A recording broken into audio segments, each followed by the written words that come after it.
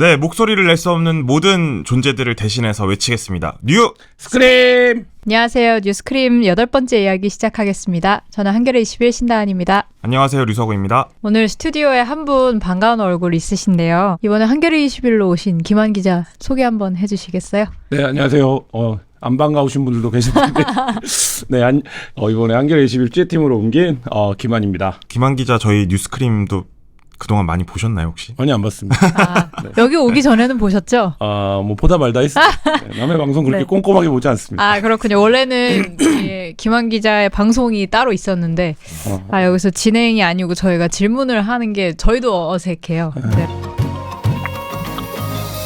요즘에 이 뉴스 알림 뜨면 제일 많이 뜨는 게 사실 딥페이크인데 김한 기자가 기사에서 정확하게 써주신 것 같아요. 딥페이크라는 말은 사실은 굉장히 하이테크한 느낌이고 실은 인공지능을 활용한 불법 합성 기술인 것이죠. 예. 요 사실은 김한 기자 5년 전에도 N번방 취재하시면서 이 문제를 좀 많이 다루셨었는데 5년이라는 세월이 그렇게 짧지는 않잖아요. 그렇죠. 그 사이에 좀 이번에 다시 취재하셨을 때 그 변화나 이런 것들은 어떠셨어요? 그대로거나 더 나빠졌다라고 느꼈는데요. 그러니까 이제 5년 전에는 존재하지 않았던 어떤 기술적인 돌파구가 뚫려버린 느낌이 들었고, 그게 이제 말하자면 뭐 이렇게 수작업으로 하던 범죄들이 이제 누구나 봇을 이용해서 할 수 있는 상황까지 왔고, 물론 5년 전에도 딥페이크 범죄는 있었고 딥페이크 관련 법이 통과된 게 2020년이에요. 그러니까 꽤 오랜, 그러니까 제도적 논의도 꽤 오랜 전에 이미 완료가 됐었던 문제인데 사실 이제 그런 논의와는 전혀 상관없는 현장이었고 그 아수라장이 뭐 가해와 피해 뭐 N번방이나 박사방 때도 마찬가지였지만 피해 연령대들이 너무 낮기 때문에 사실 이 범죄 피해를 자력으로는 어떻게 이제 구원하거나 이럴 수 있는 방법조차 구력가 없는 이런 상태이기 때문에 상황은 더 나빠진 것 같고, 박사방이나 N번방을 거치면서 그렇게 디지털상에서 그런 일을 하는 건 범죄야.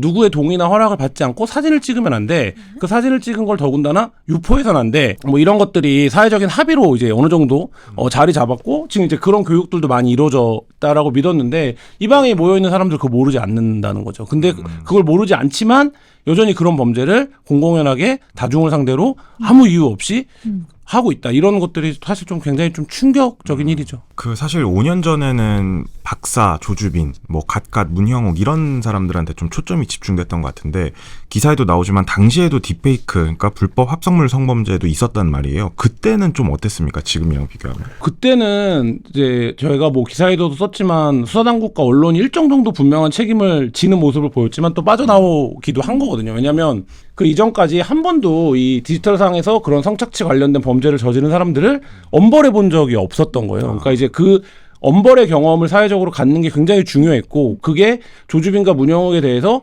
이례적이라고 할 만큼의 어떤 중형으로 이어진 거죠. 그 전에 그와 유사한 범죄를 저질렀던 사람들이 1년 6개월을 받거나 뭐 경우에 따라서는 초범이라는 이유로 집행유예도 받고 뭐 이런 상황이었는데 일단 그때 조주빈을 중심으로 한 박사방은 범죄조직단체로 이제 그 규율이 됐고 의율이 됐고 그래서 이제 뭐 공범들까지도 중형을 뭐 10년 15년 이렇게 처해졌거든요. 그런 상황들을 하면서 뭔가 약간 사회적인 착시 같은 게 발생했던 게 지금 5년 후의 상황을 보니까 있었던 것 같아요. 그러니까 예를 들면 범죄를 예방하는 건 두 가지 측면인데 하나는 이 범죄를 행한 사람들, 그러니까 적극적으로 주동한 사람들에 대한 엄벌이 필요합니다. 그러니까 이 엄벌이 없으면 이 범죄는 예방되지 않아요. 기본적으로. 어떤 행위에 대한 강력한 처벌, 그 행위가 반사회적이라고 했을 때 또 한 가지는 뭐냐면 아무리 사소하게 범죄 정도가 가볍다고 하더라도 이건 반드시 수사기관에 의해서 적발되는 문제다. 이런 이제 인식이 있어야 되거든요. 예. 그러니까 대표적으로 그런 게 뺑소니 같은 거죠. 그러니까 뺑소니는 지금 거의 잡히거든요.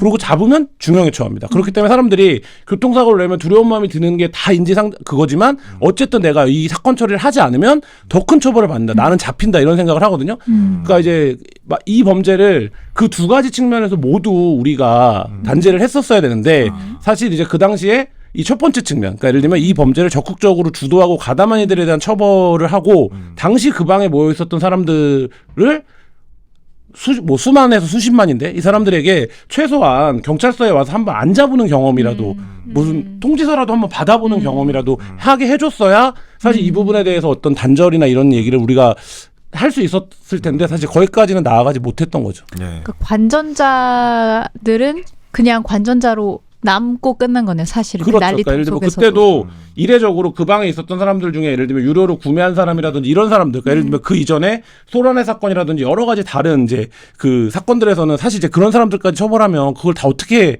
처벌하냐 이런 정서들이 사실 수사기관에 있었거든요. 근데 그때는 워낙에 이게 사회적인 공분이 뜨거웠기 때문에 그런 사람들도 막 발표를 했었단 말이에요. 우리가 뭐 유료 결제한 사람 뭐 그랬죠. 100명을 기자 중에서도 하겠다 발표했죠. 뭐 이런 했었단 말이죠. 근데 그 이후에 사실 언론이 그 문제에 대한 추적 을 이제 흐지부지 된 거고 역시 그 얘기는 처벌도 마찬가지로 이제 흐지부지 된 거죠. 저도 기사를 보면서 처음 알았지만 그 피해자의 나이를 제가 보고 좀 충격을 먹었어요. 그게 너무 어려워. 예, 기사에 나왔던 피해자분이 13세. 네. 이 인터뷰를 하면서 나이를 들었을 때 좀 어떠셨어요? 저희 집에 있는 이제 큰애랑 동갑이더라고요. 아, 근데 아이고. 뭐 처음에 여보세요 하는데 목소리가 너무 너무 애태갖고 어려서. 이게 내가 또 꺼질 것 같은 세계에 입장한다는 느낌이 확 들었어요. 왜냐하면 그 목소리 자체가 너무 말하자면 모든 걸 다 내가 이 사람이 지금 어떤 상황일지를 다 설명해낸다고 할 정도로 그 보이스 컬러가 뭐 예. 그런 느낌을 좀 받았고 그 통화를 하면서 놀라운 건 이 피해자가 그게 이제 똑똑했던 건지 아니면 그 두려움이 차라리 다행스러웠던 건지 모르게 오는 사진들을 거의 열어보지 않았어요. 아. 리액션을 안 했다면서요. 예. 그게 말하자면 이 피해자가 그럼에도 불구하고 현재 일상생활을 유지해 나갈 수 있는, 그러니까 물론 어딘가에 그런 사진이 있을 수 있고 그 사진의 정도가 어떤 건지 그래서 이 피해자는 지금은 몰라요. 근데 가해를 하는 사람들 너무 쉽죠. 이게 뭐 10초만 해도 만들어진다는 거 아닙니까? 근데 이게 이제 그 당사자들의 어떤 세계를 꺼트리는 거잖아요. 그게 다 일종의 그렇죠. 또래문하고 사회 네. 놀이인 건데 SNS에 내가 올리는 셀카로도 10초 만에 만들어질 수 있다는 거잖아요. 그 한겨레 보도됐던 뭐 여군방 이런 데 보면 일상적으로 이제 근무하는 사진을 갖고 그런 불법 맞습니다. 합성물을 만든다는 네. 거고, 제가 이제 취재 과정에서 본 몇 개의 방들에서 뭐 교사방 이런 데들도 교사들도 일상적인 사진들이에요. 그런 상황들이기 때문에 거기서 뭐 내가 어떤 걸 조심한다 이건 네, 사실 이제 불가능할 것 같아요. 불가능한 네. 상황인 거고, 특히 이제 10대가 여기에 취약한 게 뭐냐면 지금 10대들, 그러니까 지금 한 뭐 로우틴들이 처음으로 이제 말하자면 태어나자마자 스마트폰이 있었던 세대고, 이들은 중독을 어떻게 규정하는 건가 여부와 상관없이 스마트폰이 없으면 생활을 할 수 없는 세대예요. 그럼 이들이 스마트폰에서 뭘 하냐? 뭐 대부분의 스마트폰 이용 시간들을 보면 유튜브를 보거나 아니면 뭐 SNS를 하거나 게임을 하거나 이런 거죠. 근데 SNS라는 건 뭡니까? 나를 주목받게 하고 나에 대한 어떤 관심을 요구하는 행위가 지속적으로 이루어지는 건데, 그러다 보면 사진을 올릴 수밖에 없고 그 사진을 올리는 거와 좋아요나 이런 거에 굉장히 아이들 청소년들이 집착할 수밖에 없거든요. 그러니까 이제 뭐 그런 말하자면 베이스 속에서 이런 범죄들이 이루어지는 거기 때문에 제가 만났던 그 13살 피해자도 본인이 인스타에 사진 올리고 이런 거에 대해서 되게 자책감을 갖고 있어요. 그러니까 근데 그게 누구나 하죠. 누구나 하는 네. 일이라는 거죠. 근데 그 얘기는 뒤집어서 얘기하면 뭐 누구나 이제 범죄에 빠질 수 있다 이런 거고, 제가 지금 이런 얘기를 하고 있지만 제 사진도 어디선가 그렇게 유포하고 돌아다니고 있어도 사실 우리는 다 모르는 거죠 이제. 그 5년 전에 조주빈도 그랬고 이제 절대 잡히지 않는다 텔레그램에서라면, 그 이번에도 뭐 일부 보도를 보면은 뭐 언론 보도가 됐음에도 불구하고 우리는 잡히지 않는다라는 그런 생각을 갖고 이렇게 하는 경우가 있는 것 같은데, 네.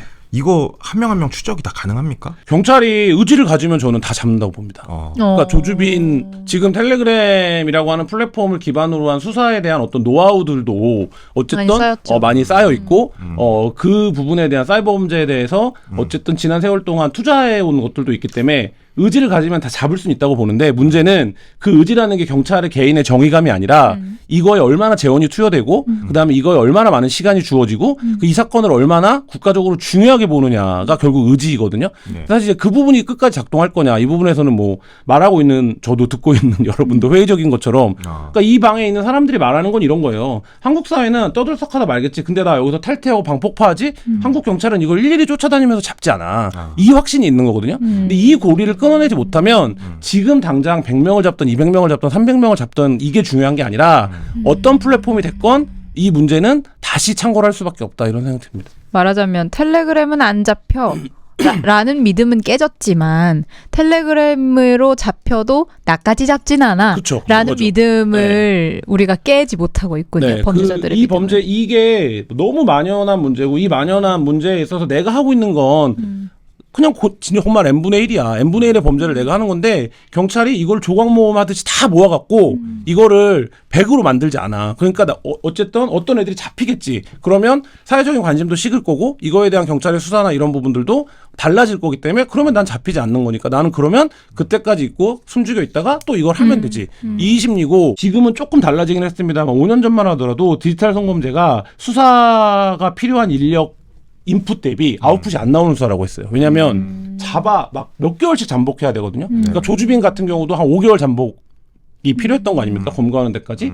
근데 그렇게 해서 잡아. 그럼 조주빈 같은 형을 받고 막 사회적으로 주목을 받으면 좋죠. 근데 초범이고 뭐하고 해서 1년 6개월 혹은 뭐 2년 이렇게 나오면 수사팀 하나가 전체가 매달려서 이 사건을 해야 되는데 사실 이제 그게 경찰 입장에서는 안 나온다는 거죠. 그러니까 이 적절한 아웃풋이. 그러니까 이게 또 결국 경찰도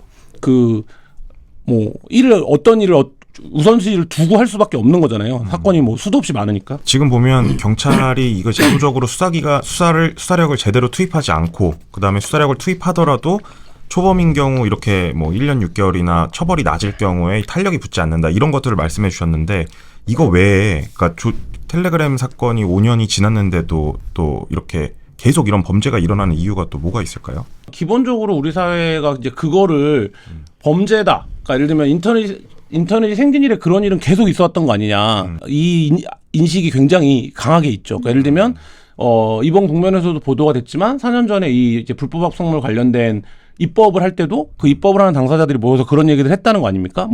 뭐 이거 이제 개인이 하는 걸 어떻게 막냐. 뭐 이게 예술 작업일 수도 있지 않냐. 이런 이제 생각을 했다는 거 아닙니까? 그러니까 이 문제에 대해서 그런 굉장히 큰 사회적 인식 괴리가 있고 그게 결국엔 이 행위 자체를 하는 거에 대해서 어떤 이제 뭐라 그럴까요? 그 허들을 낮춘다고 할까요? 뭐 그런 측면이 있고 뭐 여기서 이 문제를 갖고 뭐 가부장적 남성이나 뭐 이런 어떤 철학적인 개념으로 과제로 나아가지 않더라도 사실 이런 건 있는 것 같아요. 그러니까 예를 들면 우리가 너무 쉽게 인터넷상에서 여성, 소수자 그다음에 사회적으로 약자들에 대해서 혐오하고 이거를 표현하고 이런 거에 대해서 아무런 제재나 처벌을 가하지 않거든요, 사실. 그렇기 때문에 이 부분에 대해서 내가 이런 행위를 하는 게 반사회적인 행위야. 내가 이거를 하면 나중에 나도 밝혀지면 내가 문제가 될 수 있어. 이런 생각들을 사실 하지 않는 거죠. 그러니까 이거는 그냥 한때 지나가는 일이 되어버리는 거거든요. 그러니까 그리고 이 문제가 발각되더라도 가정에서 학교에서 야 이거 그냥 덮고 가자. 이거 그냥 뭐 다 한때 그럴 수도 있지. 이런 이제 말하자면 정서적 접근들이 있기 때문에 사실 이 문제에 대해서 근원적인 발본색원이 좀 안 이루어진다고 보고 그리고 기본적으로 지금 이제 이게 10대 20대에게 집중되어 있다라고 하면 이들에게 우리가 어떤 교육을 해왔는가라는 거예요. 그러니까 예를 들면 미디어는 어떤 것이다라고 어떤 교육을 해왔는가. 이게 사실 국영수 잘하는 것보다 생활하는 데 있어서는 훨씬 더 중요한 과제 아닐까요? 그렇죠. 근데 이제 그런 거가 전혀 간과된다는 거죠. 그리고 이 디바이스에 대한 교육도 지금 뭐 핸드폰만 있으면 300m 앞에 있는 남의 집 뭐 창문도 찍을 수 있는 기기가 나오고 있는데 그러면 이 기기를 다루는 거에 있어서 사회적인 기준은 무엇이어야 되고 어떤 윤리적인 감각이 있어야 되고 뭐 이런 것들에 대한 어렸을 때부터 지속적인 교육과 합의가 필요한데 사실 뭐 우리 교육이 그 부분을 전혀 커버하지 못해온 거죠. 우리가 이거를 딥페이크라는 이름으로 이렇게 작은 색종이로 잘라서 꺼내놓으니까 이게 굉장히 놀라운 건데 사실은 그러니까 여성이 성적 재화로 여겨지는 현실은 완전 숨쉬듯 하는 거잖아요. 그렇죠. 네, 그러니까 저도 요즘 이렇게 폰 하면 게임 광고랑 웹툰 광고에 그렇게 그 성적 대상화적인 광고가 많이 나와요. 왜 몬스터까지 벗고 있어야 되는지 모르겠는데 그 게임 광고는 여성 몬스터도 다 벗고 있거든요. 그러니까 그런 어떤 숨쉬듯한 여성의 성적 재화화가 사실은 이미 굉장히 만연한 상황에서 이게 좀 더 돌출 변수로 나온 거라고 저는 느껴지더라고요. 그래서 위근우 칼럼니스트가 그런 얘기를 했는데 여성을 동료 시민으로 보는 것과 여성을 어떤 성적 욕망의 도구로 보는 것이 과연 공존할 수 있냐는 거예요. 그러니까 포르노가 아무런 제재 없이 그걸 보는 사람도 뭐 다 어릴 때 야 남자애들이 야동 한 번 안 본 애들 이렇게 만들어지는 사회적 공기 속에서 여성이 동료 시민으로서 똑같은 인권을 가지고 있다는 그 믿음이 어떻게 공존할 수 있냐는 거예요. 그러니까 이거 되게 다른 거죠. 근데 이제 그 지점에서 좀 우리 논의가 필요한데, 한국 사회 논의가 필요한데, 예를 들면 지금 딥페이크물의 한 50% 이상이 한국 사람이라는 거 아닙니까? 불법 합성물에. 인구 대비로 따지면 우리는 한 5천만 명밖에 안 되는 나라인데 그렇죠. 뭐 수십억씩 인구가 있는 나라들이 우리보다 훨씬 비율이 낮다는 거예요. 맞아요. 그리고 우리보다 기술적으로 훨씬 앞서 있는 나라들이 미국이나 영국도 우리보다 낮다는 거예요. 그러면 왜 한국은 이렇게 됐는가에 대한 고민이 필요하다는 거죠. 그리고 이게 특정한 어떤 일탈의 문제가 아니라 최소한 범위를 좁혀도 어떤 세대의 문제라는 거죠. 그러니까 N번방이나 박사방 할 때 그런 얘기 많이 했거든요. 그 방에 들어갔던 사람들이 최소한 길에서 우리가 택시를 볼 확률론 있다. 그러니까 그 택시가 50대 중에 한 대거든요. 그러니까 특정 세대에 가면 50명 중에 한 명은 그 방에 있었던 거라는 거죠. 그리고 지금 그 세대들이 어른이 됐죠. 그러면 우리가 완전히 다른 세계에 그래서 이제 제가 기사에도 사회적 재난이라는 표현을 썼는데, 이거는 관계에 있어서 거의 재난적 상황인 거죠. 그렇죠. 그러니까 믿을 수 있는 사람이 없고. 그거에 대한 접근이 필요하고, 지금 이제 신당 기자 얘기한 것처럼, 근데 우리만 왜 모두 다 말하자면 스마트폰 세상에 살고 있고 전 세계의 다른 10대, 20대들도 살고 있는데 왜 우리만 이렇게 됐는가, 이 부분에 대한 좀 고민이 필요한데, 또 젠더 얘기하냐? 그것도 뭐 뻔한 얘기 아니야? 뭐 이렇게 된다는 거죠. 근데 우리는 대기업이 광고 발주를 낼 때도 직계손가락 관련된 걸 피해달라고 얘기를 할 정도로 특정한, 말하자면 공론장의 기반이 완전히 기울어져 있다는 거. 우리가 과거에 어떤 정치적 편향, 기사들의 정치적 편향을 여론의 정치적 편향을 얘기할 때 기울어진 운동장이라는 표현을 썼는데, 지금 인터넷 여론의 편향을 보면 여기야말로 뭔가 대단히 기울어졌다는 표현으로는 다 설명이 안 되는 어떤 굉장히 뒤틀려진 구조가 있다는 거죠. 그래서 여기서 어떤 여성학자들은 여성 범죄와 서사가 남자애들에게 존재한다라고 얘기하는 거잖아요. 그러니까 내가 현실에서 여성을 한 번도 이겨본 적이 없고, 여성보다 어떤 실질적 우위를 내가 뭘 갖고 있는지를 모르겠는 세대가 등장했고, 그러니까 남녀 차별이 실질적으로 이제 말하자면 가정이나 이런 데서는 많이 해체됐기 때문에, 근데 늘 사회적으로는 여성이 약자고 여성이 차별받는다고 얘기를 하니, 나는 당장 저 여자애들 때문에 내가 학교 성적이 다 밑에 깔리고 있는데, 내가 봐도 저 여자애가 훨씬 똑똑한 것 같은데 왜 여자가 차별받는다고 말하지? 그러니까 그거를 온라인상에서 여성에 대한 공격, 그다음에 혐오, 그다음에 어떤 여성을 범죄화하는 데 있어서의 어떤 윤리적 감각의 마비, 뭐 이런 형태로 라고까지 주장하시는 분들도 있거든요. 근데 사실 뭐 저도 100% 동의하진 않지만 그런 부분에 있어서의 최소한 경청과 고민이 필요하다 지금. 그렇지 않으면 우리는 이 문제를 끊어낼 수 없다, 이런 생각도 듭니다. 비슷한 구조로 마수개도 있잖아요. 근데 그러니까 마약도 있단 말이에요. 마약하고 그렇죠. 보이스피싱이 비슷하죠. 그러니까 이 잔잔바리가 쫙 끝도 없이 그렇죠. 깔려 있고 그 위에 이제 자본이 올라가는 구조인데, 그 사람들 잡는 거는 아무리 품이 들어도 안 한다고는 안 한단 말이에요. 네. 저는 그 차이도 좀 궁금해요. 저는 마약, 도박, 성착취물 다 연결돼 있는 문제라고 보거든요. 그러니까 저희가 이제 텔레그램에 퍼지는 성착취하고 나서 후속 보도를 했던 게, 텔레그램에서 이제 말하자면 불법 도박에 빠지니까 불법 도박 사이트에 어떤 관문이 되는 성착취물이었거든요. 지금 제가 이번 취재를 하면서 확실히 느꼈는데, 이 도박 사이트들이 다 유통시켜요. 그러니까 그래서 패키징을 하는 거죠? 네, 그렇죠. 이 도박 사이트들이 다 유통시키는 거고, 이 도박은 지금 우리나라는 인터넷상에서의 불법 도박의 규모가 얼마인지도 파악이 잘 안 될 정도로 만연해 있는 나라예요. 근데 아무도 신문 지면을 매일 넘겨봐도 그 얘기 많이 안 나오죠. 근데 학교에 가면 현장에 20명 중에 한두 명은 중독돼 있다고 말할 정도거든요. 이 불법 도박은. 그러면 가정경제 파탄난 집들이 굉장히 많아요. 애들이 뭐 어떻게? 무료로 일단 돈을 빌려주고 이자는 사채 이자거든요. 그 이자는 뭐 어떤 금융의 제한을 받는 이자도 아니잖아요. 근데 사실 그 도박만큼 어떤 도파민을 자극하는 게 사실 없죠, 행위가. 없죠. 그러니까 애들이 대부분 이제 거기까지 가요. 거기까지 가게 되면 이 자금을 만들기 위해서 성착취물과 연관이 된다든지, 아니면 마약과 연관이 된다든지, 아니면 이 도박과 관련해서 파생적으로 음성적인 일들이 연루가 된다든지, 이런 과정을 통해서 굴러가는 거거든요. 근데 사실 이제 이 구조, 그러니까 이 말하자면 인터넷에서 범죄가 이루어지는 이 카르텔 구조 자체, 뭐 대통령이 좋아하는 표현이죠, 카르텔. 이 카르텔을 한번 해봐야 된다. 근데 이 카르텔을 수사를 하거나 어쨌든 도려내려고 한다면 경찰 일선에서 굉장히 많은 것들이 달라져야 되겠죠. 지금 경찰 수사, 그러니까 지금 사이버범죄팀이라고 하는 팀이 지금 사실 일상적으로 벌어지는 범죄 중에 사이버 안 끼고 가능한 범죄가 있습니까? 맞아요. 모든 범죄가 다 사이버 범죄예요. 근데 여전히도 말하자면 뭐 강력팀, 마약 맞아요. 뭐 이런 부서들이 이런 부서들이 뭔가 이게 수사를 하는 부서고 사이버 마약팀은 그냥 인터넷 보는 거. 인터넷 보고 계속 네. 말도 안 되는 신고 접수받고 이렇게 인식이 되거든요. 뭐 이런 것들이 굉장히 좀 안 좋은 시그널이 됐다. 뭐 이런 생각도 듭니다. 텔레그램은 뭐 서버가 외국에 있기 때문에 수사가 어렵다.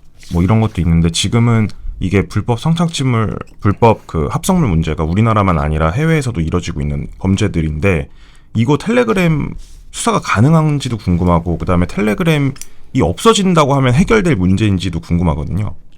텔레그램에 대한 수사가 불가능하다고 이제 말할 수는 없죠. 텔레그램에서 이뤄진 범죄들에 대해서 검거를 하고 있으니까 불가능하진 않은데 어쨌든 뭐 서울시경이라든지 이 관련된 범죄를 주로 했던 경기 남부청이라든지 뭐 이런 정도 포함해서 뭐 그게 다 이제 공유가 되니까 수사를 어떻게 하는지에 대한 방법이니까 방법론에 대해서는 이미 갖고 있는데 뭐 저도 제안적으로 듣기도 하고 뭐 그 사석에서 듣기도 하고 하지만 그 방법론이라는 게 사실 대단한 게 아니라 한국 경찰이 주로 하는 잠복이에요. 그러니까 예를 들면 인터넷 텔레그램 아이디는 하나지만 어떤 범죄자도 텔레그램만 쓰진 않거든요. 그러니까 예를 들면 다른 자기 실명이 노출될 수밖에 없는 자기 이제 신분이 노출될 수밖에 없는 다른 앱들도 쓸 수밖에 없어요. 그러니까 예를 들면 그거를 통해서 한국 경찰이 접근을 해나가는 거고 그게 말하자면 한국 경찰이 조주빈이라든지 문영옥을 잡을 때 이 텔레그램이라고 하는 플랫폼이 뚫리지 않으니까 마련했던 확보한 이제 우회로 같은 게 있는 거죠. 그러니까 이게 그렇다 보니까 그 우회로로 가는 길이 멀죠.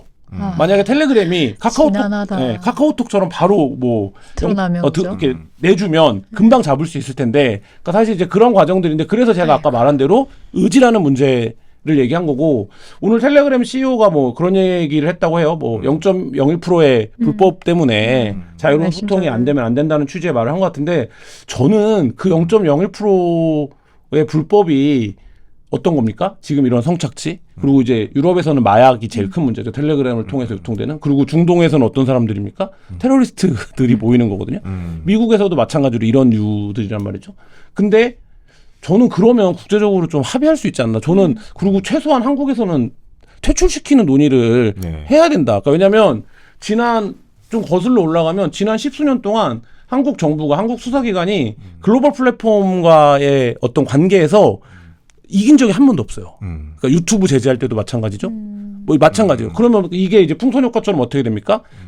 국내 플랫폼들만 때려잡는 상황이 되거든요. 그러니까 이런 상황인데 그럼 내가 국내에서 플랫폼하는 사업자면 그 자체가 되게 이상하잖아요. 그 규제에 차별이 발생하는 거니까. 그렇다라고 하면 텔레그램은 지금까지 누적된 어떤 것들을 해서 최소한 뭐 우리 정부가 재판에 세워서 널 퇴출시키겠다.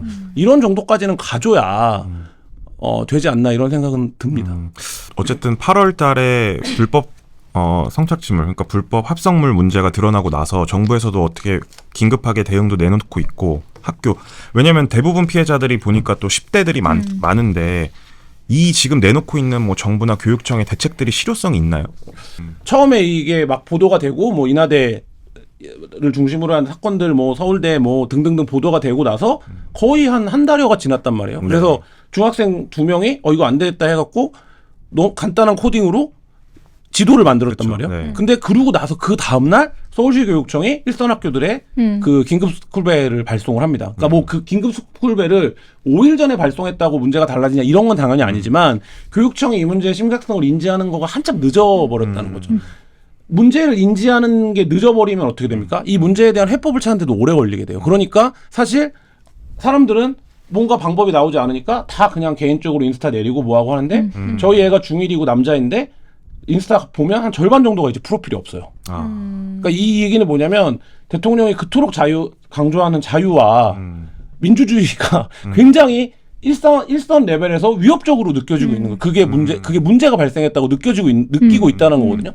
사실 근데 그거에 비해서 얼마나 지금 학교, 뭐 지자체, 뭐 사법기관, 이런 수사기관 이런 데에서 이 유기적으로 이게 이루어지고 있느냐 이런 부분들은 좀 뭐 여전히 손발이 잘 안 맞는다 이런 생각이 듭니다. 총체적으로 사실 감수성 문제라는 생각이 많이 들어요. 그러니까 이게 뭐 이제 민생 현안이 중요하다고 얘기하는데 뭐 정부가 부동산은 굉장히 민감한 민생 현안으로 느끼지 않습니까? 그렇죠. 그렇지만 이런 문제는 뭐 이렇게 사이버 장난같이 여전히 여기고 있는 그 감수성이 문제가 아닌가 그런 생각이 좀 많이 드네요. 사실 5년 전에 저희가 이게 엄청난 사회 문제가 됐을 때 뭐 조주빈, 문형욱 이런 사람들이 감옥에 가고 징역을 수십 년 받으면서 우리가 환호하지 않았습니까? 근데 거기서 끝날 게 아니라 사실 거기서부터 시작해서 정말 체계적인 고민들과 이런 어떻게 나아갈지 이런 걸 고민해 봤어야 될 것 같은데 그게 지금 제대로 안 돼서 이 문제가 다시 일어난 게 아닌가 이런 생각이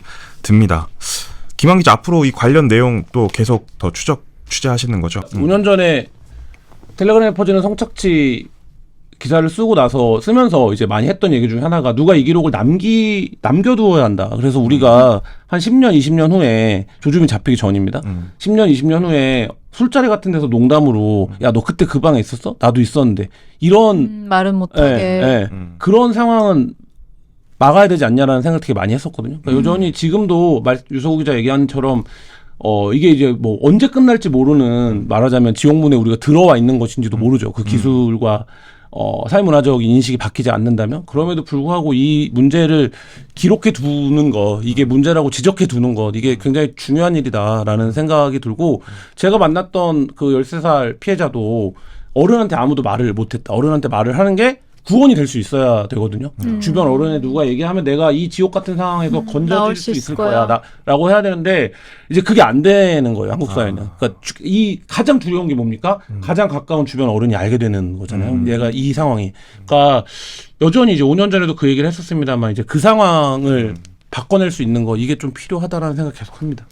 아이고 참 무거운 주제였는데 그래도 설명을 잘 해주셔서 저희가 정확한 문제의식으로 어디를 바라보고 겨냥해야 될지 좀 생각할 수 있었던 것 같아요. 저희가 다음 주 추석이라 한 주 쉬죠? 네, 한겨레 21 다음 주 추석 연휴를 맞아서 한 주 쉬어갑니다. 대신 이번 주에 나간 한겨레 21이 합본호라서 정말 풍성하게 담았거든요. 평소 만드는 대비 한 2배 정도 되는 분량으로 좀 재밌고 유익한 이야기들 많이 담았으니까요. 본인 지분도 있죠. 제가 또 그 합본의 표지 네. 이야기를 쓰게 됐는데 저번 주에 제가 한번 말씀드렸잖아요. 홈리스 월드컵. 네. 예, 아주 좀 재밌는 이야기가 있으니까 한번 네. 관심 가지고 봐주셨으면 좋겠습니다. 네, 표지도 아주 멋지더라고요. 김한 기자 한번 들어주시죠. 네. 사진이 너무 좋더라고요. 네, 난민과 자립청년 국대되다. 네, 이렇게 추석 때 읽기에도 되게 좋은 기사들 많이 담았어요. 앞으로도 저희 뉴스크림 가장 가까운 현장에서 더 생생한 이야기 전해드리도록 하겠습니다. 자, 뉴스크림! 감사합니다.